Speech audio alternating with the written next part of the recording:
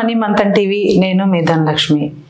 MSME programme గురించి కొంతమందికే తెలుసు, కొంతమందికి తెలియదు. దాని గురించి ఇప్పుడు మనం తెలుసుకుందాము. దాని గురించి తెలుసుకోవాలి అనే ముందు ఆర్థిక విశ్లేషకులు హనుమండ్లు గారు ఎంఎస్ఎంఈ ప్రోగ్రాం గురించి, దాని యొక్క లాభాలేంటి, అనే చిరు వ్యాపారులకి ఏ విధంగా ఉపయోగపడతాయి అనే విషయాల మీద వారు ఇప్పుడు ఎంఎస్ఎంఈ ప్రోగ్రాం గురించి వారి మాటల్లోనే వారు తెలియచేస్తూ ఉన్నారు.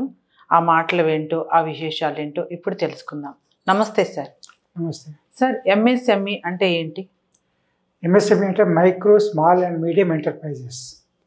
అంటే సొంతంగా వ్యాపారం చేసుకునే వాళ్ళు, పెట్టుబడి పైన చిన్న వ్యాపారస్తులు, మధ్య వ్యాపారస్తులు, పెద్ద వ్యాపారస్తులు. అంటే అది ఓన్లీ ఉత్పత్తి రంగానికి సంబంధించిన వాటిని ఎంఎస్ఎంఈ అంటారు అనమాట.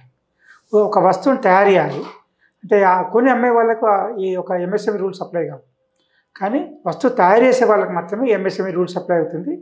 దానివల్ల మైక్రో, స్మాల్, మీడియం ఎంటర్ప్రైజెస్ అనే దాని అభివృద్ధి కొరకు 2006లో కేంద్ర ప్రభుత్వం ఎంఎస్ఎంఈ డెవలప్మెంట్ యాక్ట్ని తీసుకోవడం జరిగింది. ఆ యొక్క యాక్ట్ యొక్క చట్టం యొక్క అనుగుణంగా రెగ్యులేషన్స్, రూల్స్ ప్రకారము వ్యాపారం చేసే వాళ్ళకు ఎంఎస్ఎంఈలో పోర్టల్లో ఉద్యమం రిజిస్ట్రేషన్ చేసుకొని, అంటే ఎంఎస్ఎంఈ పోర్టల్లో రిజిస్ట్రేషన్ చేసుకుంటే ఒక ఎంఎస్ఎంఈ రిజిస్టర్డ్ అన్నమాట. ఆ విధంగా వాళ్ళ వ్యాపారం, వాళ్ళ యొక్క ఉత్పత్తి రంగాన్ని అభివృద్ధి చేసుకునే అవకాశం ఉంటుంది. ఇప్పుడు ఎంఎస్ఎంఈకి అప్లై చేసుకోవాలి అంటే చదువుకొని ఉండాలా సార్? విద్యార్హత ఏం అవసరం లేదు, కాకపోతే స్కిల్ డెవలప్మెంట్ అడుగుతారు వాళ్ళు. స్కిల్ డెవలప్మెంట్ మీకు ఏమైనా గత అనుభవం ఏంటి, ఇంతమంది ఎక్కడ పనిచేసిన అనుభవం ఉందా, లేకపోతే ఐఐటీలు, ఐటీఐలు ఉంటాయి చూడండి, ఐటీఐలో ట్రైనింగ్ చేసుకునే వాళ్ళు కానీ, లేకపోతే ఎక్కడ వర్క్షాప్లో కానీ ఎక్కడ పనిచేసిన వాళ్ళు కానీ, ఎక్కడ పని నేర్చుకున్న వాళ్ళు కానీ, ఎక్కడైనా సరే చేసిన వాళ్ళు ఉంటాయి. దానికి విద్యార్హత అంటూ లేదు, కానీ కనీసం ప్రస్తుత పరిస్థితుల్లో ప్రతి యువకుడు, యువతి కానీ ఖచ్చితంగా కొంచెం వరకు చదువుకొని ఉంటారు. 8వ తారీఖు కానీ 8వ తరగతి కానీ 10వ తరగతి చదువుకుంటారు కాబట్టి ఖచ్చితంగా విద్యార్హత ఉంటుంది. కాకపోతే దాంతోపాటు వాళ్ళకున్న ఇది స్కిల్ డెవలప్మెంట్, వాళ్ళకున్న స్కిల్ ఏంటి అనేది చూసి దాని బేస్ మీదనే ఎంఎస్ఎంఈ రిజిస్ట్రేషన్ ఇవ్వడం జరుగుతుంది.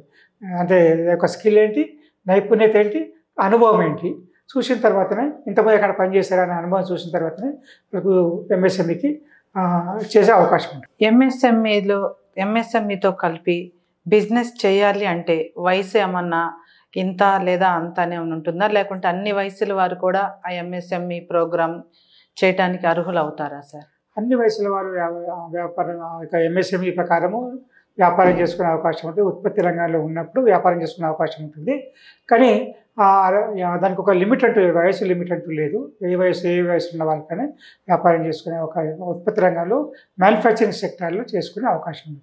సేవా రంగం కూడా దీంట్లోకి వస్తుంది. ఉత్పత్తి రంగం, సేవా రంగం రెండు కూడా ఈ ఎంఎస్ఎంఈ కిందకి వస్తాయి. సేవా రంగం అంటే డాక్టర్స్ కావచ్చు, ఇంజనీర్స్ కావచ్చు, తర్వాత అడ్వకేట్స్ కావచ్చు, చార్టెడ్ అకౌంటెంట్స్ కావచ్చు, వీళ్ళంతా కూడా సేవా రంగంలోకి వస్తారు. అదే ఉత్పత్తి రంగం చేసినట్టు కొత్త వస్తువులు తయారు చేసేవాళ్ళు, ముడిసెక్కుని కొత్త వస్తువులు తయారు చేసేవాళ్ళు ఉత్పత్తి రంగానికి వస్తారు. వీళ్ళందరూ కూడా ఎంఎస్ఎంఈగా పరిగణించబడతారు. వీళ్ళందరూ కూడా ఎంఎస్ఎంఈ రూల్స్ ప్రకారం, యాక్ట్ ప్రకారం తమ యొక్క వ్యాపారం నిర్వర్తించాల్సిన అవసరం ఉంటుంది. ఎంఎస్ఎంఈ స్కీమ్స్ ఎలా ఉంటాయి సార్? ఎట్లా ఉంటాయంటే, ఇది ఒక ఎంఎస్ఎంఈ స్కీమ్స్ ఎలా ఉంటాయంటే దాని పెట్టుబడి మీద ఆధారపడుతుంది. పెట్టుబడి అంటే మనం భూమి భవనము కాకుండా, అంటే ల్యాండ్ అండ్ బిల్డింగ్ కాకుండా మెషినరీ పైన ఎంత పెట్టుబడి పెట్టాము అనే దాని మీద ఆధారపడి ఉంటుంది. అంటే 1 కోటి నుంచి 1 కోటి వరకు 5 కోట్ల టర్నోవర్ సంవత్సరానికి. అంటే కోటి రూపాయల పెట్టుబడి యంత్ర పరికరాల మీద 5 కోట్ల అమ్మకాలు ఉంటే సంవత్సరానికి, ఈ రెండు ఏది తక్కువ ఉన్నా కానీ, దేంట్లో తక్కువ ఉన్నా కానీ అది ఒక మైక్రో ఇండస్ట్రీ ట్రీట్ చేయబడుతుంది. అదే 1 నుంచి 10 కోట్లు, 50 కోట్లు, అంటే 10 కోట్ల పెట్టుబడి, 50 కోట్ల టర్నోవర్ ఉంటే అది స్మాల్ ఇండస్ట్రీ కింద అవుతుంది. అదే 50 కోట్ల పెట్టుబడి, 250 కోట్ల టర్నోవర్ ఉంటే మీడియం అవుతుంది. Micro, small, medium. ఇక 250 కోట్ల టర్నోవర్ దాటి 50 కోట్ల కంటే పెట్టుబడి దాటడం అనుకోండి లార్జ్ ఇండస్ట్రీగా పరిగణించబడతాయి. కాబట్టి జనరల్గా ఎంఎస్ఎంఈ అనేది మైక్రో, స్మాల్ అండ్ మీడియం కొరకే. అంటే ఎవరి పెట్టుబడి 50 కోట్ల లోపల ఉంది, టర్నోవర్ 250 కోట్ల లోపల ఉన్న వాళ్ళ గురించే ఈ ఎంఎస్ఎంఈ యాక్ట్ అనేది దాని ప్రకారం వాళ్ళ యొక్క వ్యాపారం నిర్వర్తిస్తుంది. దానికి అవసరమైన ప్రోత్సాహం ప్రభుత్వం ఇవ్వడం కానీ చేయడం జరుగుతుంది. ఎంఎస్ఎంఈ బిజినెస్ కింద ఎలక్ట్రానిక్స్ అండ్ ఎలక్ట్రికల్, ఐరన్ కూడా మరి బిజినెస్ చేయొచ్చు అంటారా సార్? ఉత్పత్తి రంగం ఉండాలి, వాణిజ్య రంగం కాదు. ఏ వస్తువు అయినా కానీ ఉత్పత్తి చేయగలగాలి. కొత్త వస్తువు తయారు కావాలి, అదే అప్పుడు ఎంఎస్ఎంఈ అవుతుంది. సేవారంగం అంటే ఎవరికైనా సర్వీస్ చేయడం అనేది కూడా ఎంఎస్ఎంఈ అవుతుంది. కానీ తయారు చేసిన వస్తువు తీసుకొచ్చేసి ఇక్కడ అమ్మితే మాత్రం దాన్ని ట్రేడింగ్ అంటారనమాట. అది ఎంఎస్ఎంఈగా ట్రీట్ చేయబడుతుంది, కానీ ఓన్లీ బ్యాంక్ లోన్ పర్పస్కే ట్రీట్ చేయబడుతుంది. కానీ ఎంఎస్ఎంఈకి ఉండే ప్రోత్సాహకాలు మాత్రం ఎంఎస్ఎంఈ ఉత్పత్తి రంగంలో తప్ప మిగతా వాటికి ఆ సహాయ సహకారాలు అందవు. అంటే ఉత్పత్తి రంగం, సేవా రంగం రెండింటికి మాత్రం ఎంఎస్ఎంఈ యొక్క ప్రోత్సాహకాలు అమల్లో ఉంటాయి. ఎంఎస్ఎంఈ బిజినెస్ చేయడానికి బ్యాంక్ లోన్ ఇస్తుందా? ప్రతి బ్యాంక్ కూడా ఎంఎస్ఎంఈ లోన్స్ ఇస్తుంది. కాకపోతే ఏంటంటే ఎంఎస్ఎంఈ కంటే మైక్రో ఇండస్ట్రీస్కి మనము up to 50 lakhs up to 50,000 వరకు లోన్ ఇవ్వడానికి 80% కూడా ఎలాంటి సెక్యూరిటీ లేకుండా లోన్ ఇచ్చేస్తుంది. 50 లక్షల నుంచి 2 లక్షల వరకు కూడా దానికి కొన్ని ఇన్ఫర్మేషన్ అడుగుతారు, ఇన్వాయిస్లు కానీ ఇవి కానీ అడుగుతారు. అబౌట్ 2 lakhs 10 lakhs వరకు ఉంటే మాత్రం ఇన్కమ్ ట్యాక్స్ రిటర్న్స్ కానీ గత ఎక్స్పీరియన్స్ ఏముందని చూస్తే ఎంఎస్ఎంఈ లోన్ ఇస్తారు. అబౌట్ 10 lakhs ఉంటే మాత్రం సెక్యూరిటీ ఏముందని చూసి లోన్ ఇవ్వడం జరుగుతుంది. కాబట్టి ఎంఎస్ఎంఈలో ఒక 3 స్టేజ్లు 50,000 లోను, 2 లక్షల లోను, 10 లక్షల లోను వరకు కూడా ఎంఎస్ఎంఈ లోన్. దానిపైన కావాలంటే మాత్రం సెక్యూరిటీ ఏముందని చూసి లోన్ ఇవ్వడం జరుగుతుంది బ్యాంకులు. ఎంఎస్ఎంఈ అంటే చిన్న పరిశ్రమలు అని అనుకోవచ్చు అంటారా సార్ ఇక్కడ? ఇప్పుడు అదే ఎందుకు చెప్పండి, చిన్న ఎంఎస్ఎంఈ అంటే micro, small and medium enterprises. Micro అంటే ఒక ₹1 పెట్టుబడి మెషినరీ లోపల దాటకూడదు, 5 కోట్ల కంటే ఎక్కువ టర్నోవర్ ఉండకూడదు. అంటే పెట్టుబడి మెషినరీల పైన పెట్టుబడి ₹1 లోపల ఉండాలి, టర్నోవర్ 5 కోట్ల లోపల ఉంటే అది మైక్రో ఇండస్ట్రీ అవుతుంది. 1 కోటి పైన పెట్టుబడి 5 కోట్ల లోపల ఉండి టర్నోవర్ 5 కోట్ల నుంచి 25 కోట్ల వరకు ఉంటే అప్పుడు అది స్మాల్ ఇండస్ట్రీ అవుతుంది. 5 కోట్ల కన్నా పెట్టుబడి ఎక్కువ ఉండి 10 కోట్ల వరకు ఆ పెట్టుబడి ఉండి 50 కోట్ల వరకు ఉండి పెట్టుబడి ఉండి 250 కోట్లకు అమ్మకాలు ఉంటే అది మీడియం ఎంటర్ప్రైజ్ అవుతుంది. కాబట్టి టర్నోవర్ బేస్డ్ పెట్టుబడి వ్యాపారం యంత్ర పరికరాలపైన పెట్టుబడి మాత్రమే ఆధారపడి ఉంటుంది. కానీ మనకు భూమి కానీ భవనం మీద కానీ ఆధారపడి ఉండదు. ఇదే రూల్స్ సేవారంగం కూడా అప్లై చేస్తాయి. అంటే ఇప్పుడు హాస్పిటల్ పెట్టుకున్నా, ఇంజనీరింగ్ ఆఫీస్ పెట్టుకున్నా కానీ ఇవన్నిటి కూడా మనకు ఎంఎస్ఎంఈ రూల్స్ అప్లై అవుతాయి. ఎంఎస్ఎంఈ బిజినెస్ పెట్టడానికి స్థలం చిన్నగా ఉండాలా లేకుంటే పెద్దగా ఉండాలా సార్? దానికి స్థలం ఇదనేది లేదు. కాకపోతే ఏంటంటే ఆ స్థలం ఎవరైతే సపోజ్ ఒక వ్యక్తి ఆ వ్యాపారం బిల్డింగ్ ఓనరే ఆ వ్యాపారం చేయాలనుకుంటాను అనుకోండి, అప్పుడు ఏంటంటే ఎలక్ట్రిసిటీ బిల్ కానీ ప్రాపర్టీ ట్యాక్స్ కానీ చూపించేసి దాని మీద వ్యాపారం చేసుకోవచ్చు. కాకపోతే అద్దెకు తీసుకుంటారు అనుకోండి, ఎవరిదో వేరే వాళ్ళ ప్రాపర్టీని తీసుకుంటే రెంట్ అగ్రిమెంట్ చేసుకొని ఆ రెంట్ అగ్రిమెంట్ బేసిస్ మీదనే మేము ఇక్కడ వ్యాపార సంస్థ నడిపిస్తున్నాము. కాబట్టి మరి ఈ యొక్క అడ్రస్ని వ్యాపార సంస్థ అడ్రస్గా పరిగణించండి అని చెప్పి మెన్షన్ చేసి అవి చేసుకొని దాంతోపాటుగా ప్రతి వ్యక్తి యొక్క ఆధార్ కార్డు, పాన్ కార్డు ఉండాల్సిన అవసరం ఉంటుంది. ఎంఎస్ఎంఈ రిజిస్ట్రేషన్ చేస్తేనే ఎంఎస్ఎంఈ కింద పరిగణించబడుతుంది. ఎంఎస్ఎంఈ రిజిస్ట్రేషన్ చేయడానికి ఉద్యమ్ పోర్టల్ అని ఉంటుంది. ప్రతి వ్యాపార ఉత్పత్తి రంగం సంస్థ, సేవారంగ సంస్థ కూడా ఎంఎస్ఎంఈ పోర్టల్లో నుండి ఎంఎస్ఎంఈ డిపార్ట్మెంట్ పోర్టల్లో ఉద్యమ్ రిజిస్ట్రేషన్ చేసుకుంటే ఎంఎస్ఎంఈ రిజిస్ట్రేషన్ ఉంటుంది. ఆ ప్రకారమే వాళ్ళు మిగతా ప్రోత్సాహకాలు కానీ ఇది కానీ అది అర్హులు అవుతారు.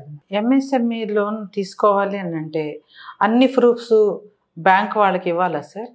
ఖచ్చితంగా అన్ని ఆధారాలు ఇవ్వాల్సి ఉంటుంది. తర్వాత బ్యాంక్ వాళ్ళు కూడా వెరిఫై చేసుకుంటారు వాళ్ళు వచ్చే ముందు. చిన్న లోన్ అయినా కానీ వీళ్ళు నిజంగా పనిచేస్తున్నారా లేదా, లేకపోతే ఈ యాక్టివిటీ చేస్తున్నారా లేదా అని వెరిఫై చేసుకుంటారు వాళ్ళు. సర్ప్రైజ్ చెక్ అంటే వాళ్ళు ఎప్పుడో ఒకసారి వచ్చి వెరిఫై చేసుకున్న తర్వాతనే ఆ లోన్ శాంక్షన్ అవుతుంది. అంటే 50,000 వరకు ఎలాంటి సెక్యూరిటీ అడగరు. 50,000 2 లక్షల పడితే కొన్ని డీటెయిల్స్ అడుగుతారు వాళ్ళు. 2 లక్షల నుంచి 10 లక్షల వరకు అడిగితే మాత్రం ఇన్కమ్ ట్యాక్స్ రిటర్న్స్ ఏమున్నాయి అవన్నీ గత చరిత్ర, దాని గత అనుభవం గురించి చూసిన తర్వాత లోన్ ఇవ్వడం జరుగుతుంది. ఇప్పుడు ఎంఎస్ఎంఈ ప్రాజెక్ట్ అంటే కొన్ని స్లమ్ ఏరియాస్లో చాలామంది చదువుకోలేనటువంటి వాళ్ళు ఉంటారు సార్. అక్కడ కుట్టు మిషన్లు పెట్టి వాళ్ళకి కుట్టు నేర్పించడం కూడా ఎంఎస్ఎంఈ కింద వస్తుంది అంటారా? నేర్పించడం వేరు, తయారు చేయడం వేరు. ఎంఎస్ఎంఈ తయారు చేయడానికి మాత్రమే, తయారు రంగానికి మాత్రమే ఎంఎస్ఎంఈ ఉపయోగపడుతుంది. నేర్పించడం అనేది లెర్నింగ్ ఇన్స్టిట్యూట్, అది skill development institute, training institute అది. అలాంటి వాటికి కూడా ఎంఎస్ఎంఈ రిజిస్ట్రేషన్ చేసుకోవచ్చు. కానీ మనకు ఎక్కువ బెనిఫిట్ రావాలంటే మాత్రం సొంత వ్యాపారం చేసుకొని సొంతంగా వ్యాపారం చేసుకునే వాళ్ళకు ఎంఎస్ఎంఈ ట్రైనింగ్ ఇన్స్టిట్యూట్ కూడా ఎంఎస్ఎంఈ రిజిస్ట్రేషన్ చేసుకునే అవకాశం ఉంది. కానీ వాళ్ళు ట్రైనింగ్ ఇన్స్టిట్యూట్ వేరు, ఉత్పత్తి రంగం వేరు. అంటే వేరే ట్రైనింగ్ ఇవ్వడానికి ఉత్పత్తి తయారు చేయడం వేరు, వ్యాపారం చేయడానికి ఉత్పత్తి చేయడం వేరు. ఈ రెండింటి మధ్య తేడా ఉంటుంది. కాబట్టి ఇద్దరు అర్హులే, కానీ దాని యొక్క ప్రయోజనాలు మాత్రం కొంచెం డిఫరెంట్గా ఉంటాయి. ఎంఎస్ఎంఈ ద్వారా ఉద్యోగాలు పొందే అవకాశం ఉందంటారా సార్? సంతకం వ్యాపారం చేసుకునే వాళ్ళకి ఉద్యోగం పొందే అవకాశం ఉంది. వాళ్ళే వేరే వాళ్ళకి ఉద్యోగం ఎంఎస్ఎంఈ ఒక దాంట్లో 5, 2, 3, ఒకడు 10 మంది 20 మంది పనిచేసే సంస్థలు ఉంటాయి కాబట్టి వ్యాపార రంగంలో వాళ్ళు వేరే ఉపాధి అవకాశాలు ఇచ్చే అవకాశం ఉంటుంది. కాబట్టి వీళ్ళు ఇంకో ఉద్యోగాలు తీసుకునే అవసరం ఉండదు. యజమానులు అనమాట వీళ్ళు. అంటే ఎవరైతే ఎంఎస్ఎంఈ ఎంటర్‌ప్రెన్యూర్స్ ఉంటారో వాళ్ళు యజమానులు కాబట్టి వాళ్ళ దగ్గర ఉత్పత్తి రంగాన్ని చేయడానికి ఖచ్చితంగా పనిచేయడానికి వర్కర్స్ కావాలి కాబట్టి ఆ వర్కర్స్ని తీసుకొని ఉపాధి కల్పించడం జరుగుతుంది. అంటే భారతదేశం యొక్క ఉపాధి రంగం లోపల ఇంచుమించు 40% మన ఎంఎస్ఎంఈ ఇవ్వడం జరుగుతుంది. అదే మాదిరిగా ఎక్స్‌పోర్ట్స్‌లో కూడా అంటే ఎగుమతుల్లో కూడా 35-40% ఎంఎస్ఎంఈ ద్వారా ఎక్స్‌పోర్ట్ చేయడం జరుగుతుంది. ఈ విధంగా ఎంఎస్ఎంఈకి ఎంతో ప్రాముఖ్యత ఉంది. దాన్ని అభివృద్ధి చెందాల్సిన ప్రాముఖ్యత ఉంది. కేంద్ర ప్రభుత్వం కూడా ఈ యొక్క ప్రాముఖ్యతను గుర్తించి ఎంఎస్ఎంఈ డెవలప్మెంట్ యాక్ట్ అని తీసుకురావడం జరిగింది. దాని ప్రకారం ఒక ఎంఎస్ఎంఈ మినిస్ట్రీ ఉంచడం, ఆ మినిస్ట్రీలో ఒక పోర్టల్ ఉంచడం ఆ ఉద్యమ రిజిస్ట్రేషన్ కొరకు. దాని ద్వారా లోన్ ఇవ్వడం కానీ లేకపోతే సపోర్ట్ చేయడం కానీ సబ్సిడీ ఇవ్వడం కానీ అదేవిధంగా ప్రతి ఎంఎస్ఎంఈ యూనిట్ కూడా కేంద్ర ప్రభుత్వం సబ్సిడీ కూడా ఇస్తుంది. మనం మెషినరీ మీద పెట్టుబడి పెట్టామనుకోండి, ₹1,00,000 పెట్టుబడి మనం 10 లక్షలు పెడితే 15,50,000 15%, 20% డిపెండ్ అపాన్ యాక్టివిటీ ప్రకారం 15 నుంచి 25-30% కూడా సబ్సిడీ ఇవ్వడం జరుగుతుంది కేంద్ర ప్రభుత్వం. అదేవిధంగా స్టేట్ గవర్నమెంట్ కూడా కొన్ని సబ్సిడీ ఇస్తుంది. ఆ సబ్సిడీ కూడా వేరే ఉంటాయి. ఈ ఎంఎస్ఎంఈ ప్రాజెక్ట్కి అన్ని క్యాస్ట్ల వాళ్ళు అర్హులా సార్? దీనికి ఎంఎస్ఎంఈ కొరకు ఏ కులానికి మాత్రం సంబంధం లేదు, ఎవరైనా అర్హులే. కాకపోతే ఏంటంటే ఎస్సీ ఎస్టీ అంటే వెనుకబడిన తరగతి ఎస్సీ ఎస్టీలు అయితే హరిజనులకు కానీ తర్వాత ఉమెన్ ఎంటర్‌ప్రెన్యూర్స్‌కు కొంచెం మార్జిన్ తక్కువగా ఉంటుంది లోన్ లోపల. అంటే వీళ్ళకు మా పురుషులకు 25% ఉంటాయి, మహిళలకు 20%. అదే మాదిరిగా ఎస్సీ ఎస్టీ వాళ్ళకు కూడా గవర్నమెంట్ ఒక సబ్సిడీ అయితే తక్కువ పడ్డ పెట్టుబడి ఉంటుందో గవర్నమెంట్ సబ్సిడీ సమకూర్చి వాళ్ళని ప్రోత్సహిస్తుంది అన్నమాట. కాబట్టి ఈ విధంగా ఎంఎస్ఎంఈకి స్పెషల్ ట్రీట్మెంట్ ఉంది. మహిళలకు ఒకటి, అదే మాదిరిగా ఇది ఎస్సీ ఎస్టీలకు సపరేట్ ట్రీట్మెంట్ ఉంది. అడిషనల్ బెనిఫిట్ సెంట్రల్ గవర్నమెంట్ ఇస్తుంది. ఎంఎస్ఎంఈ అంటే తయారీ రంగం అని ఎంతమందికి తెలుసు అంటారు సార్? అది తెలుసుకోకపోతే వాళ్ళకి తప్పవుతుంది, తెలుసుకోవాల్సిన అవసరం ఉంది. ఎవరైతే వ్యాపారం చేయాలనుకుంటే తెలుసుకోవాల్సిన అవసరం ఉంది. అంటే ఎక్కడైతే టాలెంట్ అనేది ఉంటుందో, క్వాలిఫికేషన్ ఉంటుందో, ఉత్పత్తి రంగం ఉంటుందో, సేవా రంగం ఉంటుందో వాళ్ళందరూ ఎంఎస్ఎంఈ కిందకే వస్తారు. అలా కాకుండా వ్యాపార రంగంలో అంటే కొనడం అమ్మడం మాత్రమే, దానిలో ఎలాంటి ఎడిషన్ చేయకుండా ఎలాంటి వాల్యూ ఎడిషన్ కానీ ప్రాసెసింగ్ చేయకపోతే అది ట్రేడింగ్ కింద వస్తుంది అనమాట. ఈ ట్రేడింగ్ రంగానికి ఎంఎస్ఎంఈ ఇచ్చే ప్రోత్సాహకాలు అర్హులు కాదు. ఓన్లీ ఉత్పత్తి రంగానికి మాత్రమే, సేవా రంగానికి మాత్రమే ఒక ఎంఎస్ఎంఈ వచ్చే ప్రోత్సాహకాలు కేంద్ర ప్రభుత్వం ఇవ్వడం జరుగుతుంది. ఎంఎస్ఎంఈ అంటేనే ఏదైనా వస్తువులు తయారు చేయటం అని అంటారా? అదే ఖచ్చితంగా ఎంఎస్ఎంఈ అంటేనే వస్తువు తయారు చేయడం, కొత్త వస్తువులు తయారు చేయడం, సేవ అందించడం. వస్తువు తయారు చేయడం, సేవ అందించడం రెండు కూడా ఎంఎస్ఎంఈ కిందకి పరిగణించబడతాయి. ఎంఎస్ఎంఈ అంటే ఎంఎస్ఎంఈకి సేవా రంగానికి తేడా ఏంటి సార్? ఎంఎస్ఎంఈ కొత్త వస్తువు క్రియేట్ చేయడం, కొత్త వస్తువులు తయారు చేయడం, ఒక ముడి సరుకు తీసుకొని కొత్త వస్తువు తయారు చేయడం. ఇప్పుడు టైలరింగ్ ఉంది ఒకటి, క్లాత్ తీసుకొని షర్ట్ ప్యాంట్ తయారు చేయడం, అది కొత్త ఉత్పత్తి తయారు చేయడం. అదే మాదిరిగా మనకు ఏదైనా మనం ఒక సోప్ తయారు చేస్తారనుకోండి, కెమికల్ తీసుకొని సోప్ తయారు చేస్తారు. అదే మాదిరిగా తయారు చేసినా కానీ కొత్త వస్తువు తయారైనప్పుడు అది ఉత్పత్తి రంగం అవుతుంది.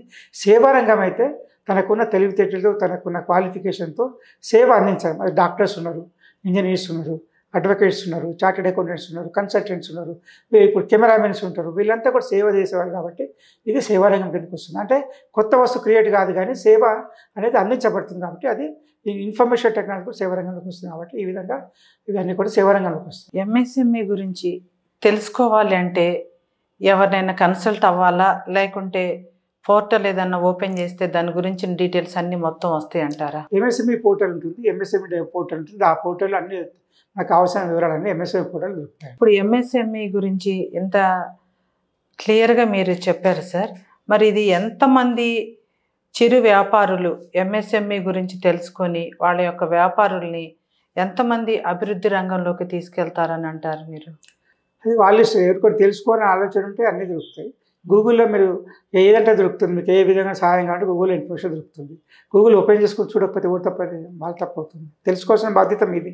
ఎక్కడ సహాయం అందుతుందో తర్వాత విషయం, మీకు ఏం కావాలో తెలియాలి కదా, తెలుసుకోవడం మీ బాధ్యత. అది వ్యాపారం వృద్ధి చేసుకోవాలంటే తెలుసుకోవాల్సి ఉంటుంది.